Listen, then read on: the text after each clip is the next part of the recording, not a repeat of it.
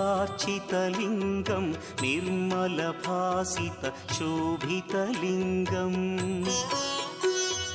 जन्मज दुःखविनाशकलिङ्गं तत्प्रणमामि सदा शिवलिङ्गम् देवमुनिप्रवरार्चितलिङ्गं कामदहन करुणाकरलिङ्गम्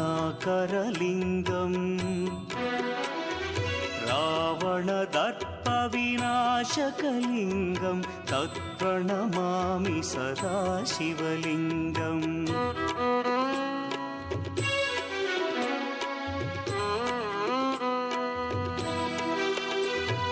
सर्वसुगन्धसुलेपितलिङ्गं बुद्धिविवर्धनकारणलिङ्गं सिद्धसुरासुरवन्दितलिङ्गं तत्प्रणमामि